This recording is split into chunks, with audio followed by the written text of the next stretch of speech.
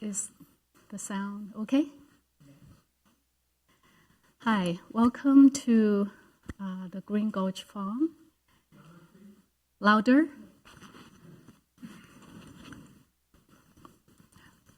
How about this? Better? Thank you. And if you can't hear me very well in the back, please raise your hand. You cannot hear very well? How about now? It's better now? Thank you. My name is Lucy Xiao, and I have practiced with many of you here for a while, and this is actually my first time giving a talk at Green Gulch Farm. And thank you so much, Senior Dharma teacher Linda, and Tanto Dimo, where are you? Oh, okay, thank you. Thank you so much for inviting me to come here and to spend time with all of you.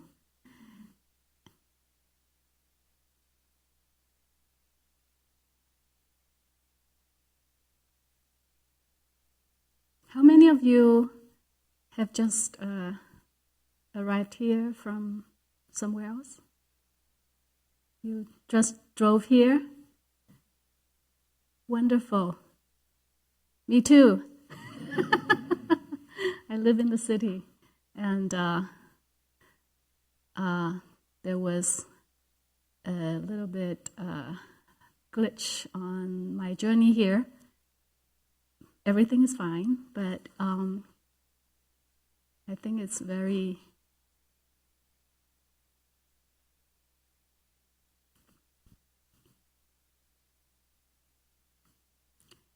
it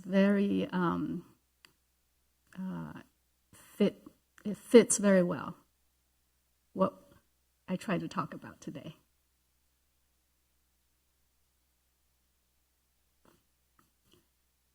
Let's start with a couple of minutes of sitting. I think for those of you who have just arrived here, it might be helpful to just be quiet for a couple of minutes.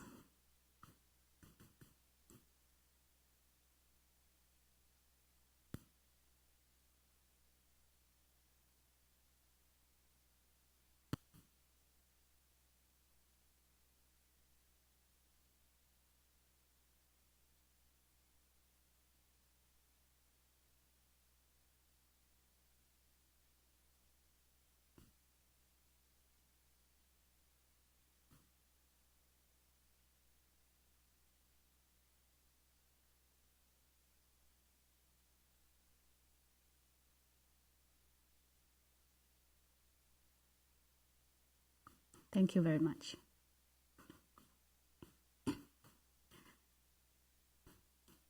When I arrived here, I went to room 10 to change into my robes, and I looked out the window.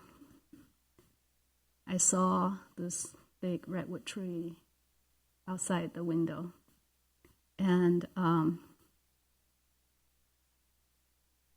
some of the leaves have turned brown.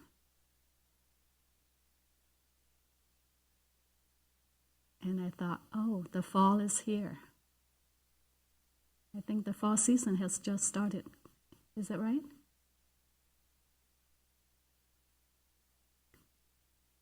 Coming to the farm, every time I'm reminded of how nature lives through its cycles. Just a couple of months ago, I was here for a day long, and we walked through the farm, and the vegetables were just very happy. And now I imagine the field is probably getting ready for the harvest. When is the last harvest here? Does anybody know? Do we still have a harvest day, like the last one? October 10th. So that's the time when we collect or harvest everything from the ground? All right. So this is a very different time of the year, when leaves turn color, some of the leaves here, and return to the earth.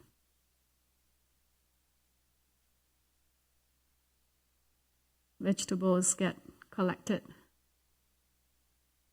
and the soil get prepared for the next season.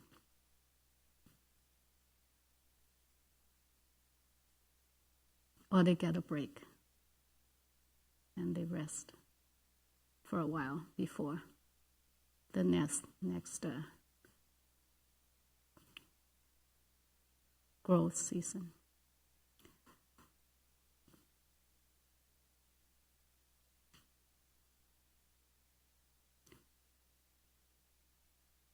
I also heard there will be a Jukai ceremony this afternoon, and Linda Kat Roshi will officiate and give precepts to some of your students. Thank you, and congratulations to those who are receiving Jukai today. Great, thank you. And for those of you who don't know what Jukai means, it's a ceremony when students are given precepts. Well, students take precepts and take refuges. And I think the beginning of the ceremony, in the beginning, we take refuge in the Buddha, Dharma, and Sangha. Is that right? After some rituals.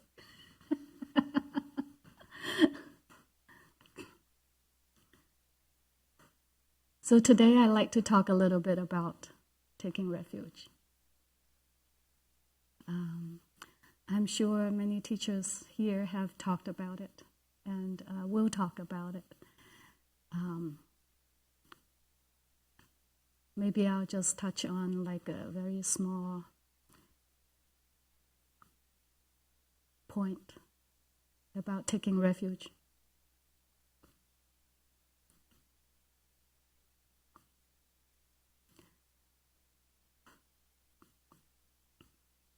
The Chinese character for taking refuge is guiyi, or kie in Japanese. Guiyi. Gui means to return to, and yi means to rely on. So to return to and to rely on something.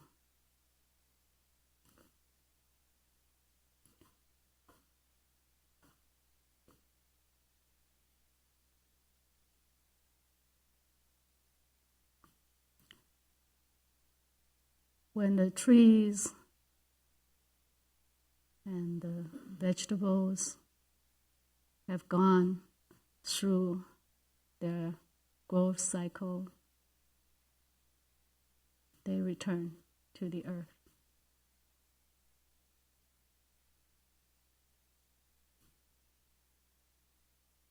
They rely on the earth. Of course, they also rely on the sun and the rain and all the hard work that you do.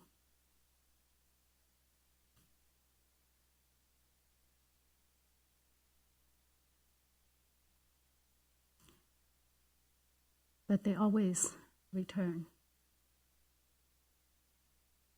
They rely on their root.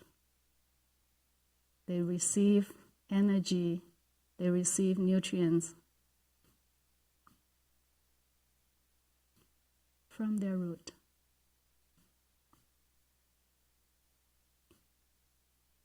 We too go through seasons in our life.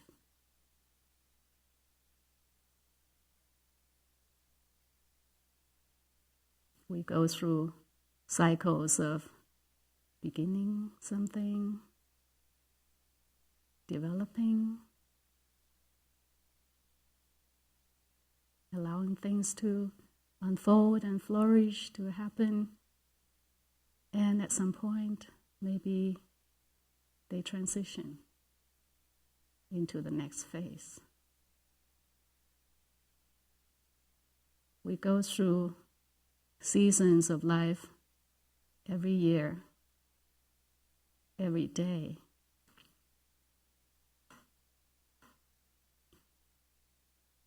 In our relationship, in our work, in our practice, as we go through these seasons in our life, what do we rely on? What do we return to receive nourishment, to receive energy and support?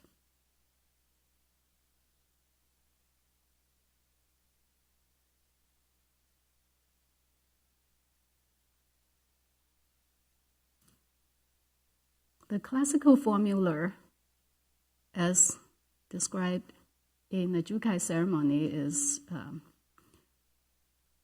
to take refuge in the Buddha, Dharma, and Sangha.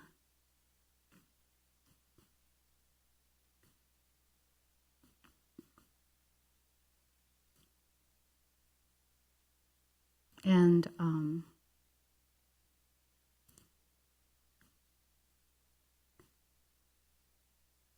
I like to share some of the teachings of the sixth ancestor Huineng. Master Huineng was the sixth ancestor in Chinese Zen, a prominent figure in the development of Zen in China. And his teachings were collected in a small book called the Platform Sutra.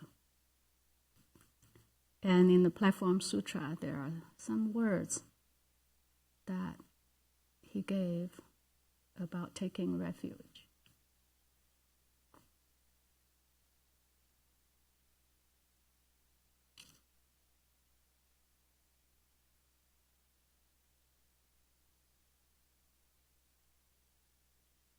In the chapter called Repentance,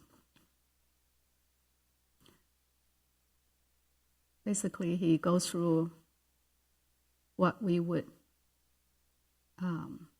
go through in the Jukai ceremony for the most part, but he gives teaching from his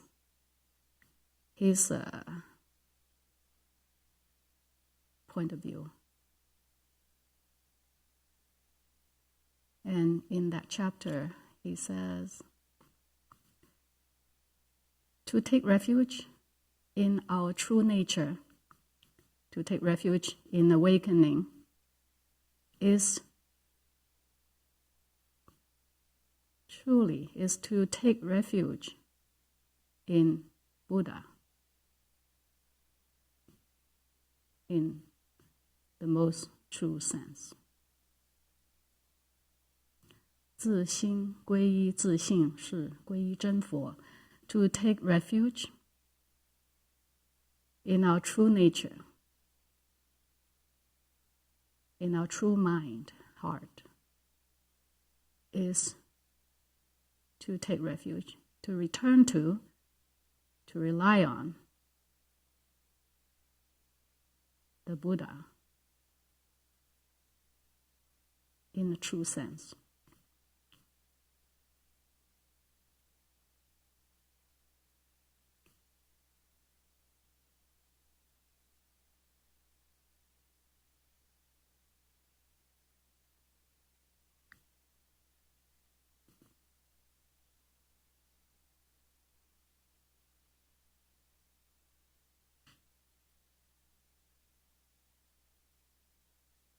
He goes on saying,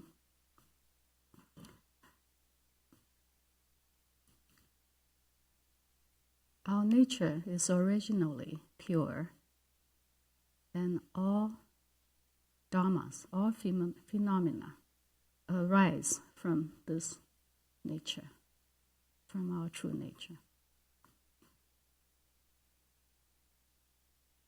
Our true nature is like the sky, the clear sky,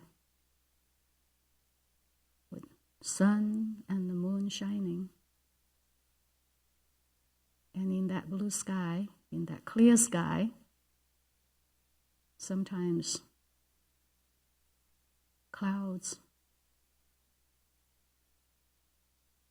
float by. Clouds form and dissipate. Yes, thank you. So in this clear sky of our true nature,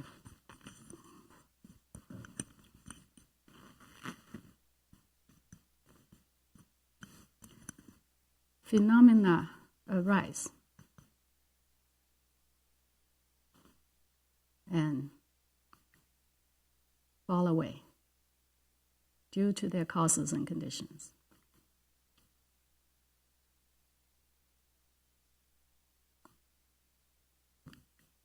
But the sky is always there. In our life, things happen due to our causes and conditions.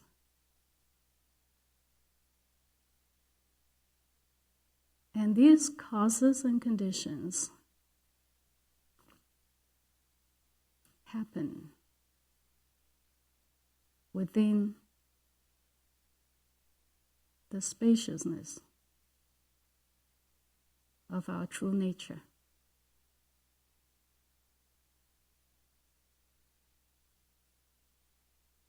Perhaps sometimes it's hard to see it when we are all wrapped up in the fog.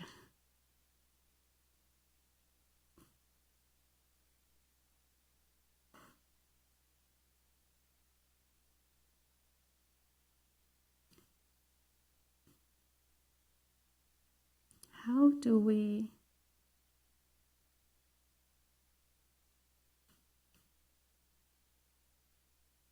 stay close? How do we remember that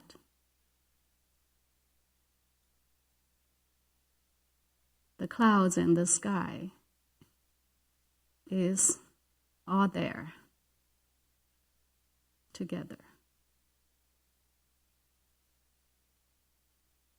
How do we remember that whatever happens in our life, it's never separate from our pure mind, our true mind?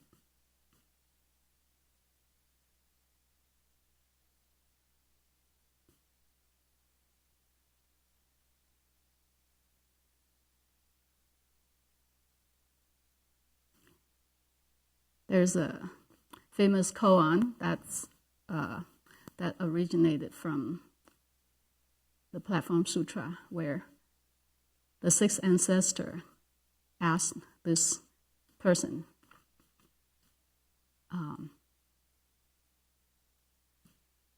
who was chasing after him, and they stopped, and he asked this person named Hui Ming,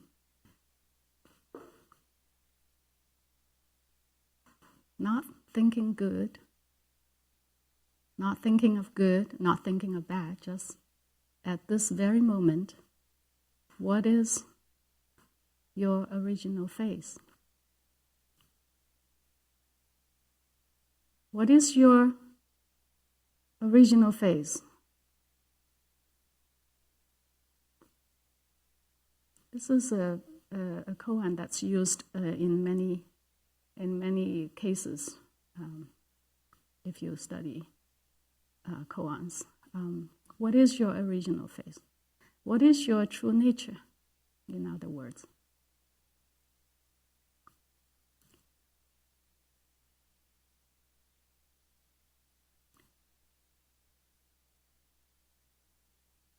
Perhaps you have to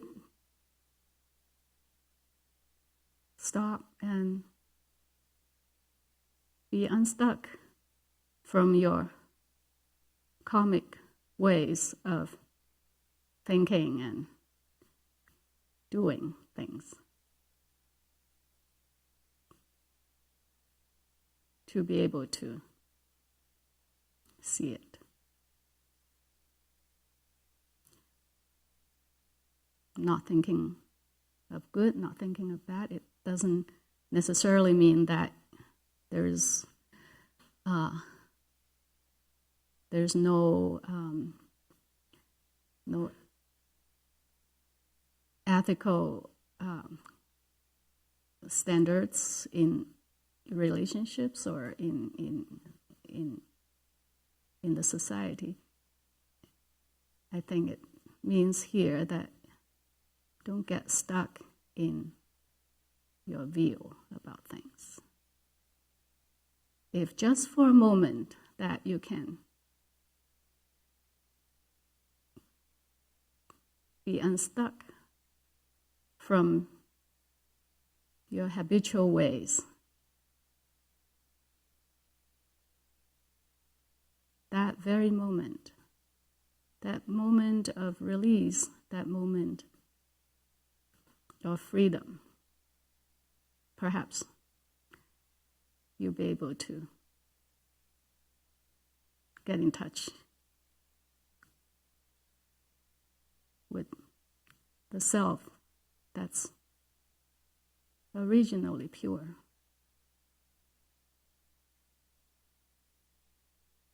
Like the clear sky.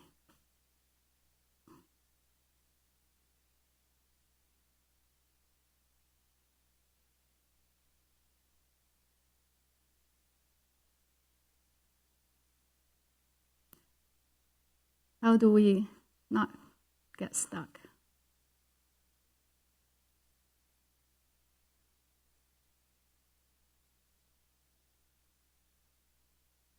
Is the sound still okay? Just checking.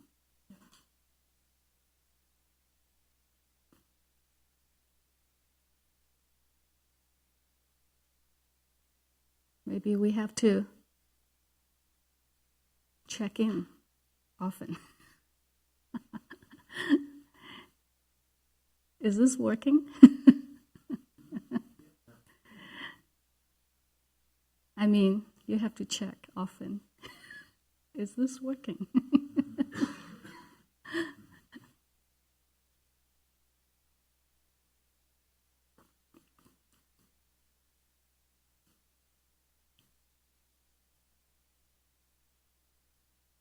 If we are able to see that that everything just unfolds, all our life just keeps unfolding. There's no stopping. The seasons keep changing. Not only there are 4 seasons in a year, there are 4 seasons in a day. There are 24 hours seasons in a day. There are a million moments, seasons in a day. Do we know what's going on? Are we aware? Are we aware what's happening?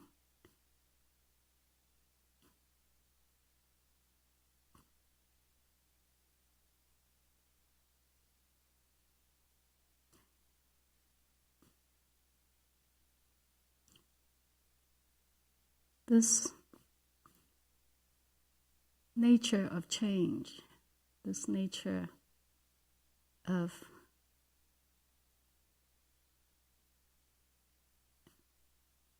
everything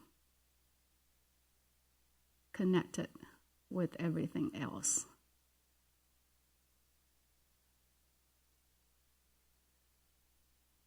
is what we are.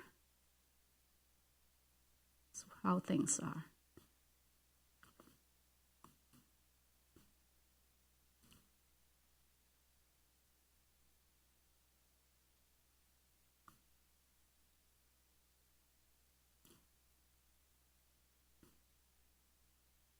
As I see the leaves turning brown on the trees or falling to the ground, I'm often reminded of this phrase from Tao Te Ching, the classical Taoist teaching, to return to the root is to return to silence. To return to silence is to be alive again. 归根曰静，静曰复命。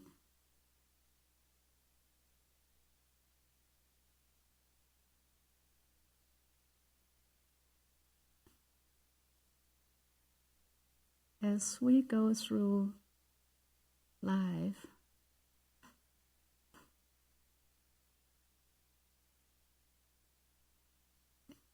there is a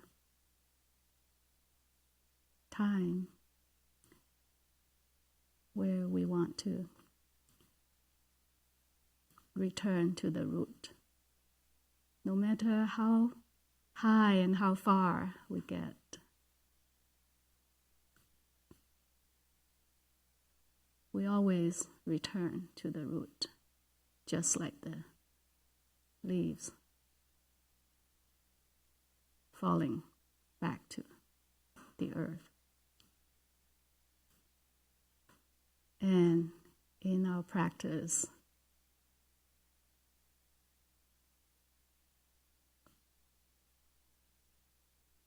perhaps this root, this place that we return to,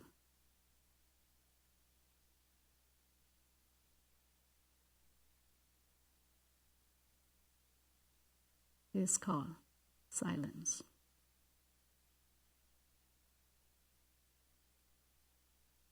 And this silence is not dead. There's a lot of life happening in this silence. The silence is the vast space of our awareness.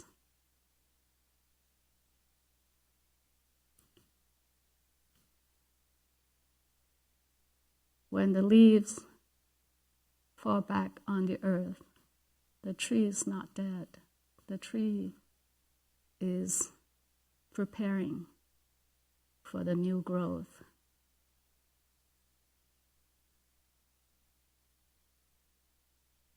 When we return to our root, return to silence, return to our awareness,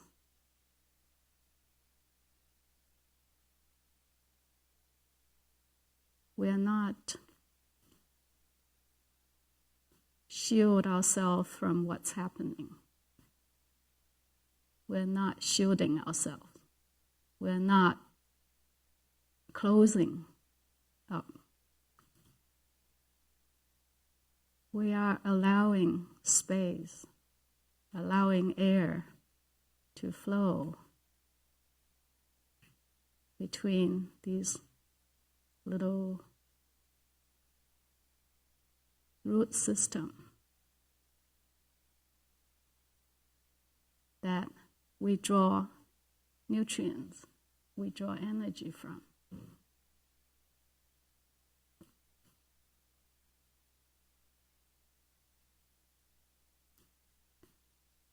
So to return to the root is to return to silence. To return to silence is to be alive again.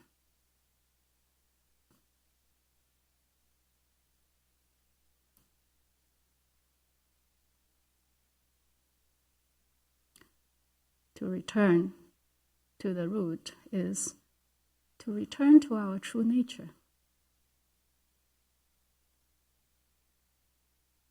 From our true nature, 10,000 things flourish.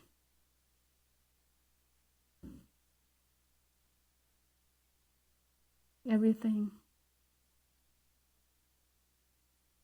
is possible from that place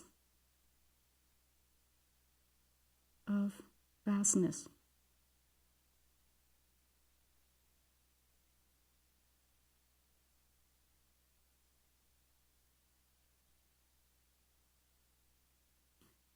So, to take refuge in our true nature, to take refuge in our awakening, is to take refuge in the Buddha, in true sense.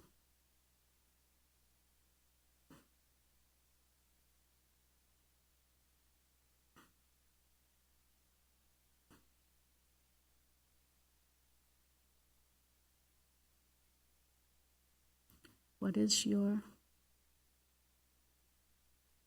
true nature? What is your original face? How do you see it? What's your practice? How do you get in touch with your root?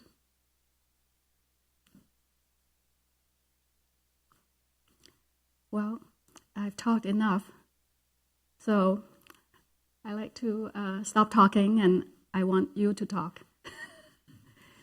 Is this a good time to wrap up the lecture? Thank you very much for listening, for being here with me.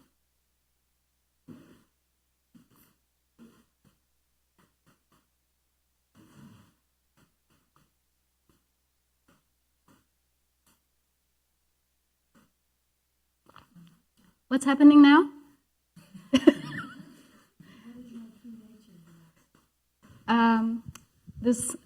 We are just going right into the Q&A, correct? Yes. Okay. Okay. All right. Great. Yes. Can you hear me? Yes. Okay. My true nature is when I'm silent and I'm embodied and I'm in breath and I'm not in my head. And when I release future thoughts and past thoughts and I come home to my body, my heart, deep breathing and get into rhythm and just keep doing this circle. And that's when I'm home. Thank you. Yeah. Nature in particular is very important. Thank you. Thank you so much. That's beautiful. Anybody else want to offer?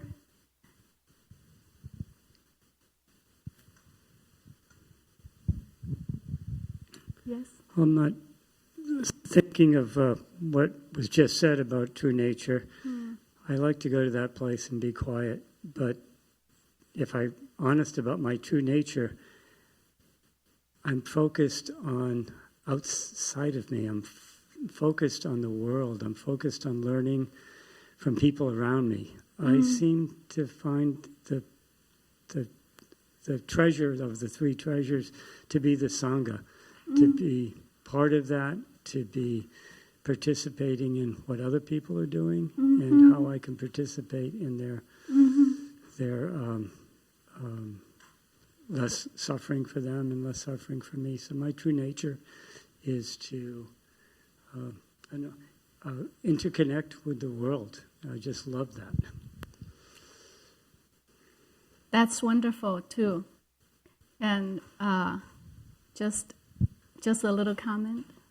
So oftentimes when we talk about taking refuge in Buddha, Dharma, and Sangha, we talk about what you're referring to, like the community, the teachings, and the Buddha, the teacher, our teacher.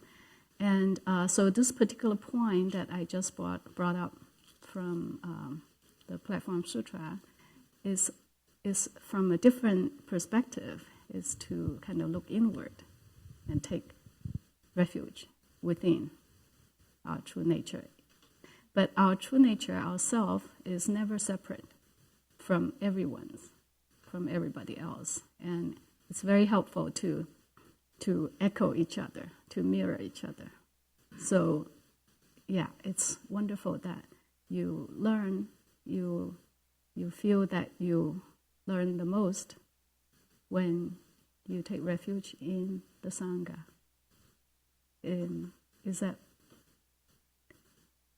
Did I understand what you said? Yes. What I'm explaining is that's, when I look at what I was like at 2 years old, and 17 years old, Yes. and 70 years old, Yes. me. Yes. It's not being quiet and sitting in a corner and looking at a white wall. I do that. Uh-huh. It opens me to being. But my true nature is to be more like the sun. Uh-huh. Yes. And also a small clarification, the silence I'm talking about is not just sitting zazen and being quiet, although it's a big part of it.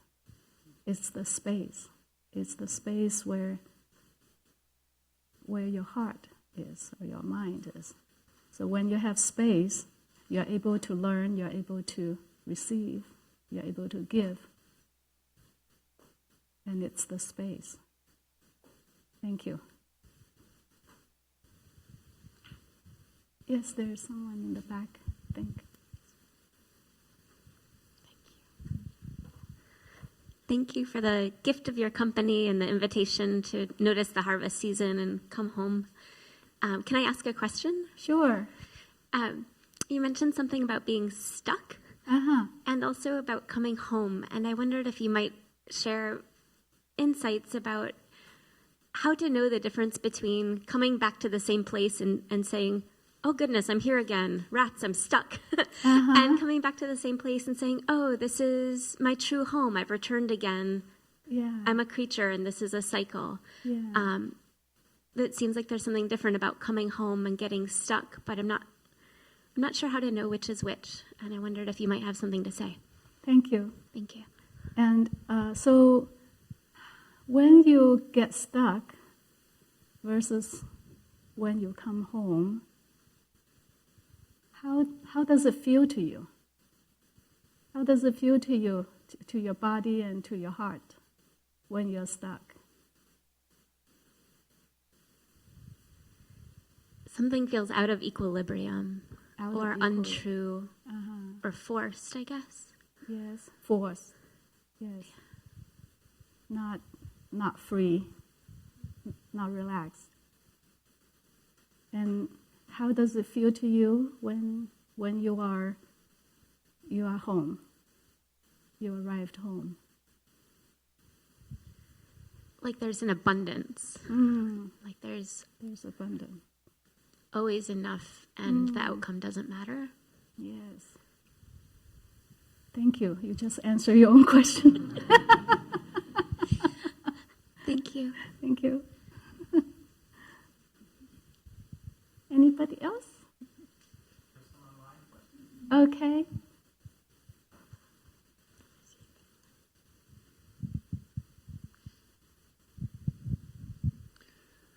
please say more about causes and conditions and how they are a part of the unfolding of our life and not separate from it. I often find myself thinking I am not surrendering to the unfolding, yet I'm not sure that it's actually possible. Causes and conditions, surrendering to the unfolding.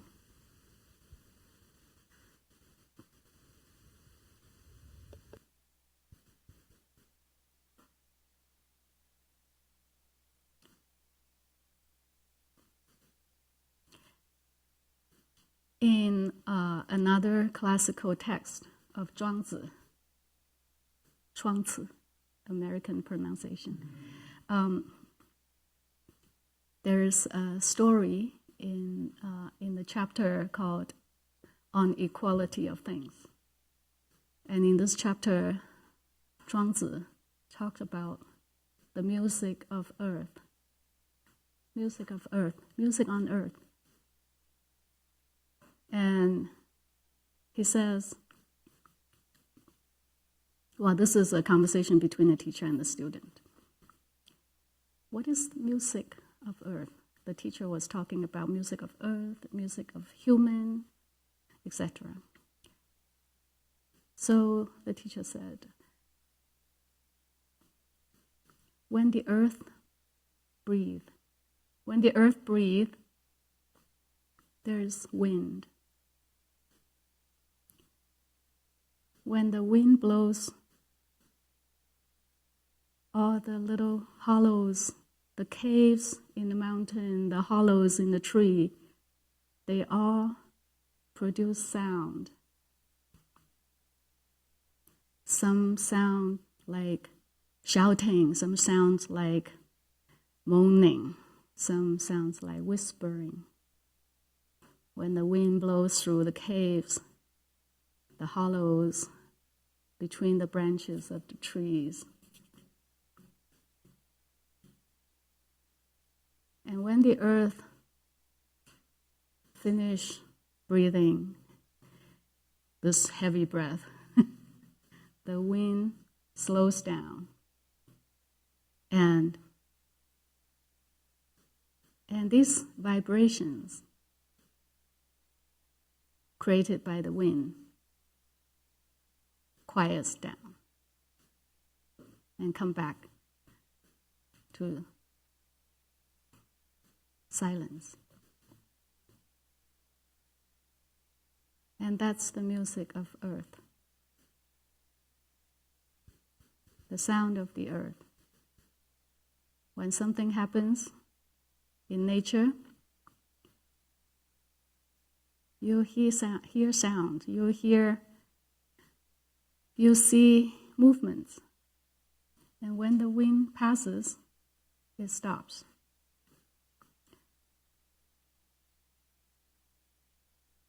Likewise, when things happen in our life, we respond. And we respond with thoughts and emotions. Sometimes we are sad, sometimes we are happy, sometimes we are fearful.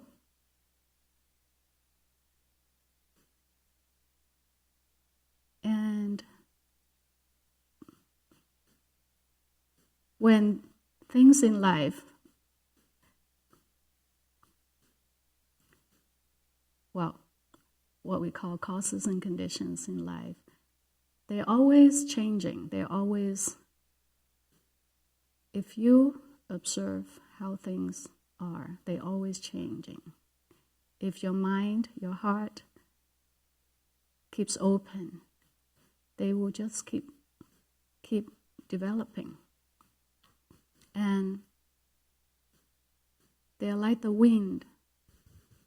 They come through you and you respond. And when they pass, perhaps you return. After you feel certain ways, then you return to more of a neutral or quiet state.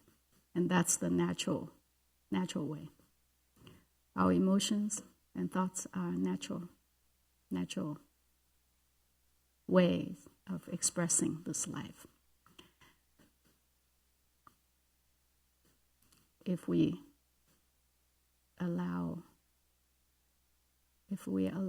we don't resist, we don't grasp, we just allow things to happen, it will happen. It's when we try to grasp, when we try to resist, that's when we're stuck. Because either way, we are forcing.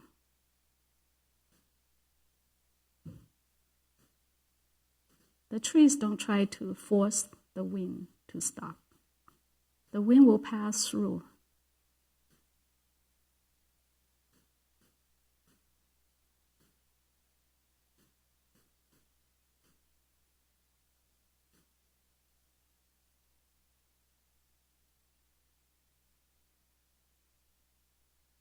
There is always space for the wind to pass through. And when it passes through, there's a natural way to express. And that's the music you make. Might be a sad song, might be a happy song.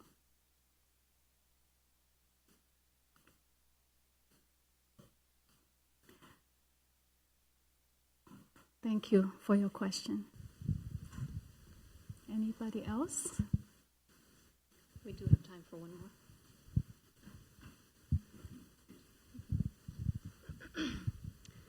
Thank you so much for your talk. It really gave me some beautiful insights. And I just wanted to share that my true nature is being rooted in the continuous stream of present time.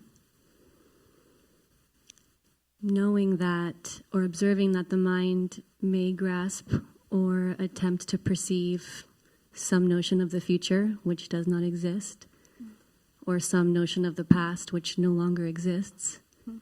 Knowing in my heart timelessness, nowness, and space.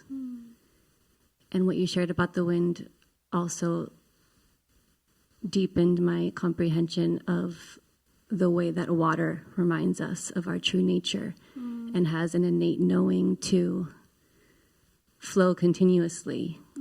Even when an obstruction presents itself, it knows to go over or under, around, even through, sometimes over the course of time.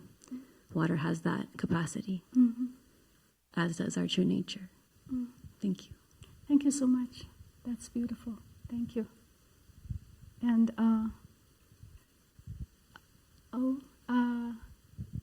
Kika-san, do we have time? We do.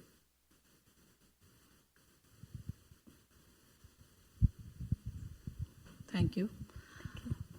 So, I come from a different culture, different beliefs, and I connect actually very much when you say taking the refuge. And for me, taking the refuge is basically to separate myself, me to my. So everything, this body is not me, it's it's not me.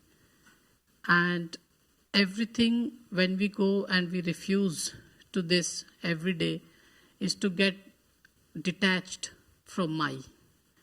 The things around us is everything we think this is, whatever we think is my, becomes me. So this body is not me, this cloth is not me, this house is not me, then who am I? And when I say who am I, is actually taking that refuge to make me in that continuous state of mind that everybody who is here is the same thing, is the same stuff that we are here, all of us. And that's why we are not separate. We are one entity. And that's a continuous meditation that we do when we do from me and my. So we have to get detached and completely free from ego. That's the taking the refuge. Yeah. Thank you so much. And And I have a question for you. Yes, yes, please. So, but you do have your body, you do have a mind, Yeah, you do have your life, yeah. and how is it connected, or the same and different from the not me? Yeah. So the thing that is there is come from more abstract to more subtle. The things, this cloth is more abstract. Then more subtle is the life, the consciousness. Then more subtle that we call is the purified version of all the subconscious thought, this whole thing in our subconscious thing. That's we call it buddhi. It's like an intellect. That differentiate between what is right and what is wrong. That is called dharma. And then from that, the more subtle is we call it the soul. Interesting. And that's more like getting everything finer and finer and finer. So, yeah. So that's where is everybody. We are the soul, we are this body, we are this. But by knowing it, we have to go to the most subtle nature of this. Then only we would be able to get real surrender and real refuge. And that can be to Buddha. And that's right. That's the surrender, because that's the one we are going to merge finally. Thank you. Thank you for your perspective. Yes. Thank you. Thank you.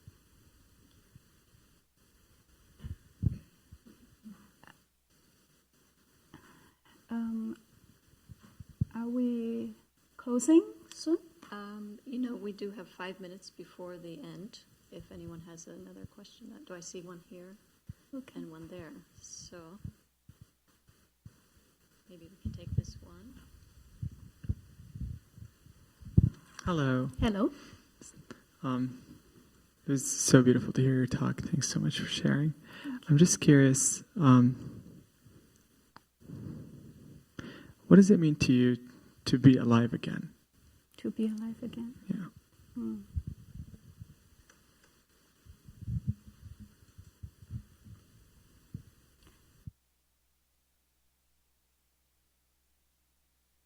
On my way here, I mentioned there was a little glitch.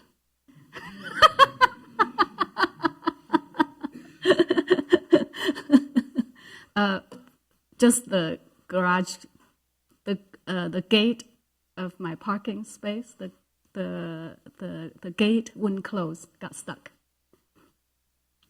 But I tried to leave, come here beyond time, and so I tried to contact the owner of the building who owned the whole property, who lives in New York, and tried to explain to him what happened, because I didn't want the gate to be wide open, in the middle of San Francisco, and try to let him know that there's something happening. So on my way here, I had to make phone calls while driving. And I felt, a little bit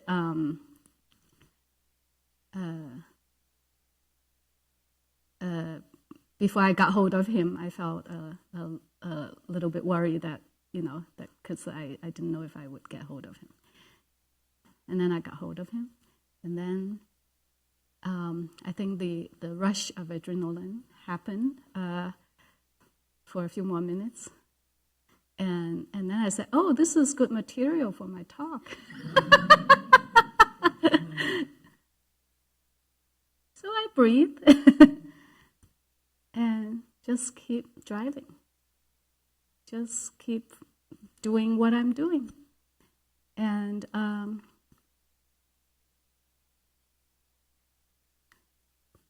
be with that spaciousness. And then when I got here, I was able to enjoy seeing the trees and seeing you all and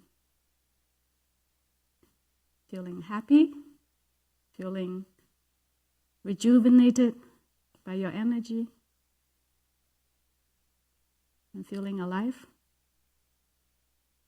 Thank you. Did I answer your question?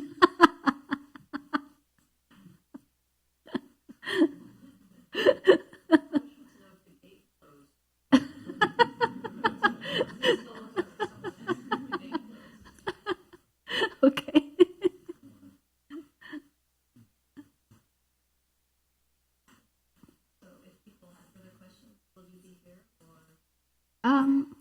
I'll be here, and I heard there will be muffins.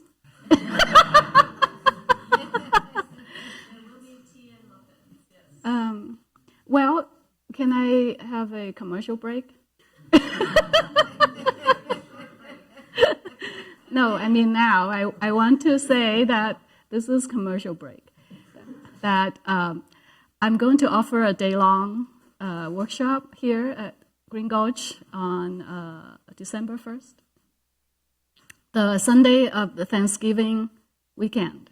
And if you are interested in joining me for that Sunday and